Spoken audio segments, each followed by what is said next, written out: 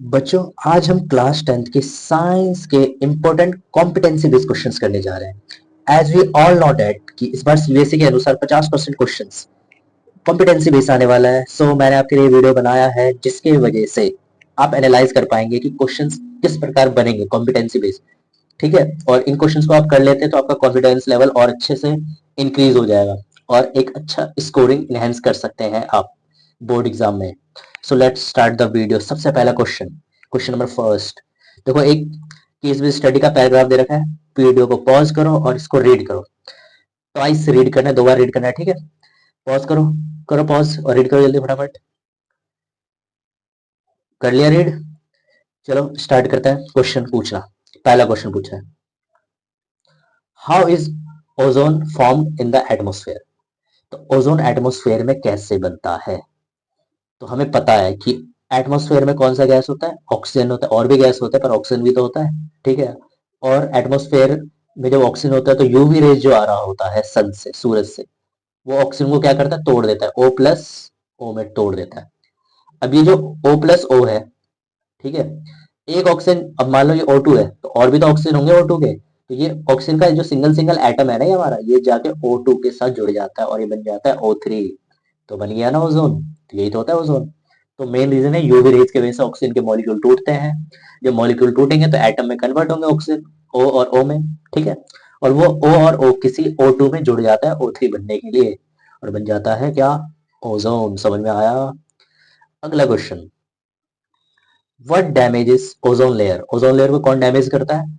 Chlorofluorocarbon, nitric oxide, free radical या all of them? तो chlorofluorocarbon.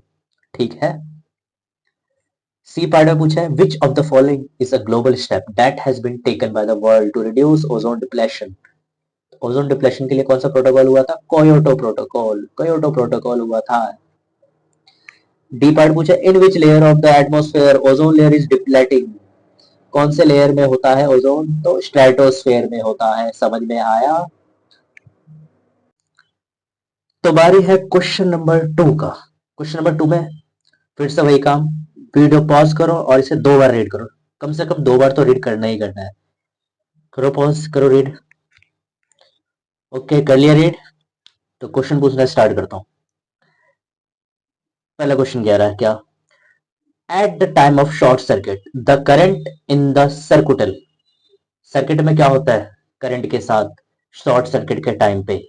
Reduce substantively, does not change, increase heavily या very continuously. घटता है, change नहीं होता, या टाइम टाइम पे चेंज होता है, या फिर बढ़ जाता है।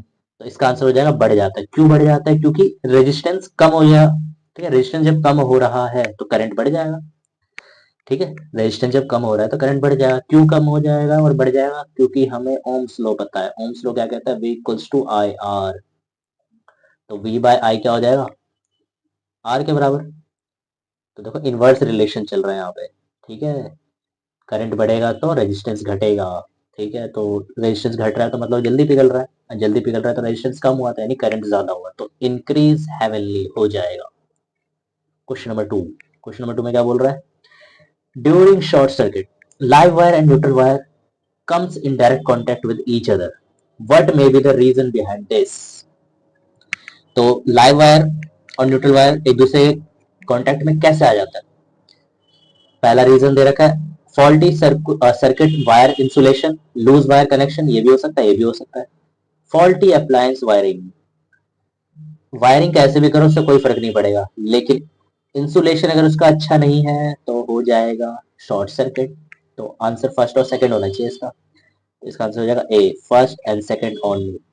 ठीक है। क्वेश्चन नंबर 3 बोल रहा है, what is a fuse. Fuse क्या होता है? फ्यूज एक टाइप का क्या होता है, सेफ्टी डिवाइस होता है। ठीक है, जो हमें शॉर्ट सर्किट से बचाता है। तो इसको डेफिनेशन अच्छे से लिख लेना, बुकिश लैंग्वेज यूज करना ज्यादातर। ठीक है, एनसीईआरटी की लाइन जितना ज्यादा यूज करोगे उतने फायदे में रहोगे। फिर कह रहा है कौन से प्रिंसिपल पे काम करता है? तो फ्यूज पिघल रहा है तो heating effect of electric current. तो ये प्रिंसिपल हो गया इसका। अब इसी में क्वेश्चन नंबर 4 पूछा है, to an electric device how a fuse is connected. Fuse कैसे कनेक्ट होता है? तो फ्यूज हमेशा लाइव वायर के साथ कनेक्ट होता है। क्यों?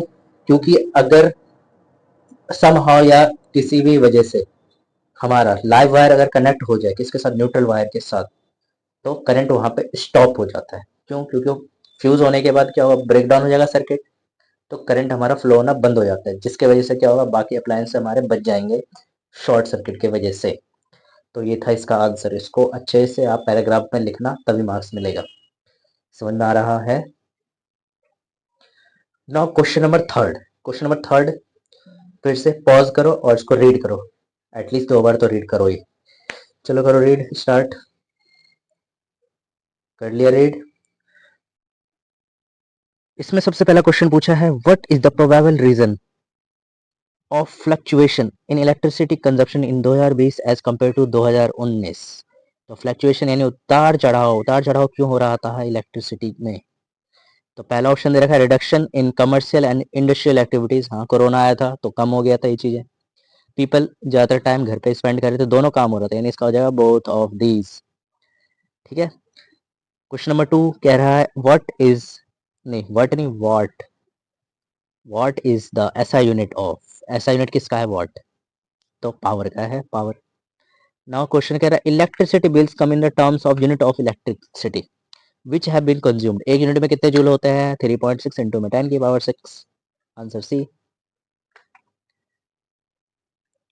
आंसर सी नहीं, डी होगा, क्योंकि ये वॉट है, यहाँ पे जूल चाहिए हमें, तो आंसर डी हो जाएगा। 3.6 इंटू में 10 की पावर 6 जूल। ओके, समझ में आ रहा है, डी पार्ट होगा इसका। यानी यूनिट का भी ध्यान देना, देखो कैसे क्वेश्चन घुमा रहे हैं। जूल वॉट दे दिया और यहाँ भी दे दिया जूल, तो ये हो जाएगा इसका answer D part. Now question बोल रहा है, total energy consumed is given by. Total energy कैसे निकालते हैं हम? A equals to P into बे टी, ये वाला फॉर्म। अब इसी फॉर्म, क्वेश्चन फिफ्थ में पूछ लिया है आपका यही फॉर्मूले के related question. A equals to P into T के रिलेटेड क्वेश्चन है। कह रहा है किलो वॉट में दे रखा है 4 किलो वॉट का है इलेक्ट्रिक हीटर, 220 वोल्ट से कनेक्ट है। तो हमसे पूछा है what is the amount of energy, 2 घंटे में एनर्जी कितना निकलेगा। एनर्जी का फॉर्मूला क्या होता है? एनर्जी का फॉर्मूला होता है पी इंटू में टी। पावर होना चाहिए किलोवाट में, ऑलरेडी है किलोवाट, 4 किलोवाट है, इंटू में कर देंगे टाइम, टाइम है 2 घंटे, तो कितना हो जाएगा 8 किलोवाट आवर, या कह सकते हो 8 यूनिट। समझ में आ रहा है? ये हो जाएगा इसका answer. Now question number 4। Pause करने की ज़रूरत नहीं है इस बार, क्योंकि इस बार तुम्हें कोई केस बेस्ड स्टडी नहीं दिया। क्वेश्चन में लिखा है, which natural phenomena is being shown here. कौन सा नेचुरल फिनोमिना है? देखो, रिफ्रैक्शन भी हो रहा है, इंटरनल रिफ्लेक्शन भी हो रहा है। ठीक है, तो दोनों किस में होता है, और डिस्पर्जन भी हो रहा होगा यहाँ पे। तो ये है एक टाइप से रेनबो बनना, रेनबो फॉर्मेशन, बी पार्ट हो जाएगा इसका आंसर। सो क्वेश्चन नंबर 2 कह रहा है, which of the following condition are necessary for this phenomena. यानी रेनबो फॉर्मेशन करने के लिए कौन सा फिनोमिना इनमें जरूरी है? The sun should be behind us, sun हमारे पीछे होना चाहिए, नहीं ये तो नहीं होना चाहिए। It should have rain and the sun should be present, बारिश के बाद सूरज का निकलना जरूरी है। तीसरा है, none of A and B, दोनों ही नहीं होगा, बोथ ए एंड बी, तो इसका आंसर हो जाएगा B part, it should have rain and the sun should be present. ठीक है। Third question, dispersion of white light by the glass prism show. Dispersion जो होता है ये क्या शो करता है हमें? Spectrum, Tyndall effect, twinkling of star, delayed sunset. Spectrum 7 band of colours बनते हैं। वो कलर कौन कौन से होते हैं? विवग्योर, विवग्योर, याद रखना ये बात। ठीक है, इसमें अगर मैं ऑर्डर की बात करूं तो विवग्योर यानी वॉयलेट से रेड में वेवलेंथ क्या होता है? बढ़ता है, और रेड से वॉयलेट में फ्रीक्वेंसी बढ़ता है, और फ्रीक्वेंसी बढ़ने की वजह से डेविएशन वॉयलेट का सबसे ज़्यादा होता है। ठीक है, सबसे ज़्यादा मुड़ता है वॉयलेट, इसलिए रेनबो में नीचे की तरफ वॉयलेट होता है, रेड ऊपर की तरफ होता है। ठीक है। इसमें क्वेश्चन नंबर 4 कह रहा है, a glass prism is able to produce a spectrum while white light passes through light, but a glass slab does not produce any spectrum while. तो ग्लास स्लैब में कोई स्पेक्ट्रम नहीं बनता, लेकिन ग्लास प्रिज्म में बन जाता है। क्यों बन जाता है? क्योंकि हम जानते हैं ग्लास प्रिज्म कैसा होता है, सॉरी ग्लास स्लैब कैसा होता है, ऐसा होता है। ग्लास प्रिज्म कैसा होता है, ऐसा होता है। देखो इसमें जो फेस सरफेस होता है ना इनका, एक दूसरे के पैरेलल होता है, लेकिन इसमें पैरेलल नहीं है। तो पैरेलल ना होने की वजह से यहाँ सारे लाइट क्या होता है? डेविएट होता रहता है, लेकिन इसमें क्या होता है? पैरेलल होने की वजह से कैंसिल आउट करते हैं एक दूसरे को, इसलिए इसमें स्पेक्ट्रम नहीं बनता, इसमें बन जाता है। ठीक है।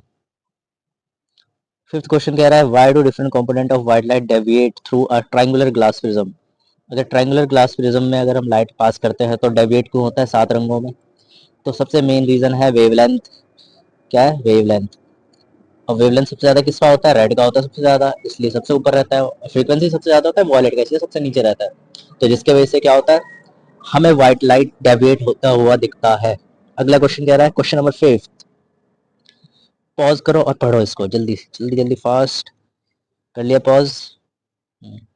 ओके, हो गई रीडिंग? रीडिंग कर लिया तो स्टार्ट करते हैं क्वेश्चन। पहला क्वेश्चन कह रहा है दिस पिक्चर शो। पिक्चर कैसे शो कर रहा है? रेगुलर रिफ्लेक्शन ही कर रहा है, आंसर ए हो जाएगा। सेकेंड पार्ट, तो इस मिरर के हेल्प से पता चल रहा होगा आपको कि ये जो रे है इंसिडेंट रे है, और ये एंगल ऑफ रिफ्लेक्शन, ये एंगल ऑफ इंसिडेंस एक दूसरे के बराबर होगा, तो आंसर हो जाएगा इसका सी। फिर देखो नीचे ये दो पिक्चर दे रखा है ए और बी, इसके हिसाब से आपको क्वेश्चन बताने हैं, आंसर क्वेश्चन के आंसर बताने हैं। ए शो रिफ्लेक्शन, गलत। ए शो रिफ्लेक्शन, रिफ्लेक्शन तो कर रहा है पर रेगुलर रिफ्लेक्शन कर रहा है, आंसर हो जाएगा D. A is regular reflection, B is diffuse reflection. ठीक है, डिफ्यूज रिफ्लेक्शन हमेशा कैसे सरफेस पे बनता है? इरेगुलर सरफेस पे। जैसे इसमें देखो सरफेस कैसा स्मूथ नहीं है, तो ये डिफ्यूज रिफ्लेक्शन है, इसमें स्मूथ है तो रेगुलर रिफ्लेक्शन हो रहा है, तो आंसर हो जाएगा डी पार्ट। फोर्थ क्वेश्चन कह रहा है state two laws of reflection of light. तो रिफ्लेक्शन ऑफ लाइट के दो लॉ कौन सा है? पहला लॉ तो यही है कि एंगल ऑफ इंसिडेंस किसके बराबर होता है? एंगल ऑफ रिफ्लेक्शन का पहला लॉ लिख दोगे, दूसरा लॉ क्या लिखोगे? देखो ये है इंसिडेंट रे, ये है रिफ्लेक्टेड रे, ये है नॉर्मल, सभी एक ही पॉइंट पे आके मिल रहे हैं, all lie on the same plane. तो ये हो जाएगा इसका सेकंड लॉ, रिफ्लेक्शन का सेकंड लॉ हो गया। सो इसमें फिफ्थ क्वेश्चन पूछा है, फिफ्थ में क्या लिखा है? Distinguish between real and virtual image of an object. तो देखो रियल इमेज कब बनता है? जब कोई लाइट आपस में क्या करे? इंटरसेक्ट करे। व्हाइट लाइट इंटरसेक्ट करता है आपस में, ठीक है, तो रियल इमेज बनता है। वर्चुअल नहीं करता इंटरसेक्ट, एक्चुअली मीट नहीं होता आपस में रेज इमेज बनाने के लिए। जब जब मीट करे तो रियल बनेगा, ना मीट करे तो वर्चुअल बनेगा। इसमें एक पूछा है which type of image is formed by a plane mirror. Plane mirror में कैसा बनता है? वर्चुअल इमेज बनता है। ऑन अ सिनेमा स्क्रीन वो रियल इमेज होता है। ठीक है। क्वेश्चन नंबर छठा, क्वेश्चन छठा क्या कह रहा है? पहले तो इसे पॉज करो और रीड करो। कर लिया read? Let's start the questioning. Question, पहला क्वेश्चन कह रहा है identify the heteroatom in ethanol. Ethanol में हेटेरोएटम, देखो पहले इथेनॉल बना लेते हैं। इथेनॉल होता है कैसे? CH3 CH2 OH। ठीक है, तो ऑक्सीजन देखो अलग दिख रहा है सबसे, तो यही हो जाएगा हेटेरोएटम, आंसर हो जाएगा ऑक्सीजन। ठीक है। सेकंड पार्ट बोला विच acid is constituent of vinegar. Vinegar में क्या होता है? एसिडिक एसिड होता है। एसिडिक एसिड नहीं लिखा लेकिन इथेनॉइक लिखा है, इथेनॉइक को कहते हैं एसिडिक एसिड, कॉमन नेम है एसिडिक एसिड। ठीक है, तो इथेनॉइक एसिड हो जाएगा इसका answer. Third question complete the following chemical equation. ये हमारा इथेनॉल है, ये है इथेनॉइक एसिड, इसमें हमने कॉन्क यानी कंसंट्रेशन H2SO4 ऐड किया है, इसका पानी को निकालने का काम होता है। ठीक है, पानी को अगर इवेपोरेट या कह सकते हो, इवेपोरेट नहीं कह सकते, पानी को रिमूव करना हो किसी रिएक्शन में से, हम कंसंट्रेटेड H2SO4 ऐड कर देते हैं। ठीक है, तो H2SO4 ऐड करने से वाटर अलग हो जाएगा। चलो मैंने वाटर यहाँ लिख दिया H2O। अब देखो वाटर हटा देंगे तो H यहाँ से, एक O यहाँ से हटा दिया और एक H यहाँ से हटा दिया, तो बचा क्या? बचा क्या? CH3 C2H5, और यही बन गया एस्टर। इस प्रोसेस को कहते हैं एस्टरिफिकेशन। क्वेश्चन भी आता है, मोस्ट इंपोर्टेंट क्वेश्चन है। फोर्थ क्वेश्चन कह रहा है draw the structure of ethanol molecule. Ethanol के मॉलिक्यूल, ये रहा इथेनॉल, आपको इसके स्ट्रक्चर बनाने हैं। कार्बन कितने हैं? दो, दो कार्बन। सॉरी डबल बॉन्ड नहीं आएगा, sorry sorry sorry, single bond आएगा। तो दो कार्बन बना लिया। हाइड्रोजन कितने हैं टोटल? पांच, एक यहाँ पे, एक यहाँ पे, एक यहाँ पे। देख रहे हो, ये रहा इथेनॉल, ये आपका पांच हाइड्रोजन, तीन यहाँ लगा दिया, इस कार्बन के चार बॉन्ड कंप्लीट हो गए। अब ऑक्सीजन के साथ दो बॉन्ड बनाता है, एक हाइड्रोजन के साथ बनता है, ये बन गया इथेनॉल। समझ में आया? अगला क्वेश्चन कह रहा है describe the harmful effect of consuming alcohol. Alcohol consume करने से कैसे हार्मफुल इफेक्ट करेगा? जैसे आपने देखा होगा बेवड़ों को कैसे करते हैं, उनका मानसिक संतुलन ही बिगड़ जाता है। कैसे बिगड़ता है? स्लो डाउन हो जाता है उसका मेटाबॉलिक प्रोसेस, अफेक्ट हो जाता है सेंट्रल नर्वस सिस्टम, डिफिकल्टी हो जाती है उसको कोऑर्डिनेशन करने में, मेंटल कंफ्यूजन रहता है, ड्रॉनीनेस होता है, ठीक है, इनहिबिशन और फाइनली स्टूपिड, स्टूपिड वाली हरकतें करते हैं, ठीक है। तो ये सब इफेक्ट पड़ता है कंज्यूमिंग अल्कोहल का। बारी है आखिरी क्वेश्चन की, क्वेश्चन नंबर 7। चलो रीड करो फटाफट। कर लिया रीड?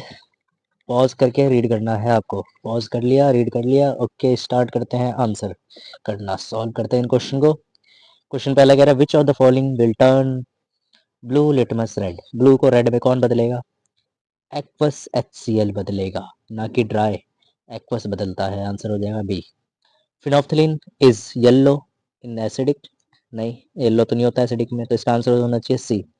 एसिडिक में कलरलेस रहता है, पिंक हो जाता है बेसिक मीडियम में, ठीक है, तो आंसर हो जाएगा C. Now methyl orange is dash in HCl। अच्छा एक बात बता दूं, मिथाइल ऑरेंज के केस में इसको ऐसे याद कर लो, ऑरेंज ऑरेंज कैसे बनता है? रेड प्लस येलो से, और यहाँ लगा दो AB, तो एसिड ऐड होगा मिथाइल ऑरेंज में तो रेड हो जाएगा, बेस ऐड होगा तो येलो हो जाएगा। तो इसके हिसाब से आंसर HCl हमारा एसिड है, तो पहला रेड होना चाहिए, दूसरा येलो, तो आंसर हो जाएगा ए। ठीक है। फोर्थ क्वेश्चन कह रहा है what are the colour of methyl orange in acidic medium and basic medium. तो ये अभी हमने पढ़ा था, एसिडिक मीडियम में कैसा हो जाएगा? रेड हो जाएगा, बेसिक मीडियम में हो जाएगा येलो। अब इसी में एक और पूछ लिया है, if the pH of solution is 4 से लेके 5 and you want to change to pH to 8, मतलब pH को बढ़ाना है आपको, तो pH कब बढ़ता है? जब हम उसमें कोई बेसिक चीजें ऐड करते हैं, क्योंकि बेसिक का pH हमेशा ज्यादा होता है, तो हम क्या ऐड कर देंगे? बेसिक ऐड कर देंगे। अब बेसिक ऐड करने से क्या होगा? उसका रंग रेड से कैसा हो जाएगा? येलो में बदल जाएगा, मिथाइल ऑरेंज का। तो ये आंसर को आपको ब्रीफली लिखना है एग्जाम में, ठीक है। We wish you all the best for your board exam. अच्छे से एग्जाम दे के आना, हमारा आशीर्वाद आपके साथ रहेगा हमेशा। एग्जाम अच्छे से देके आना। मिलते हैं अगले वीडियो में।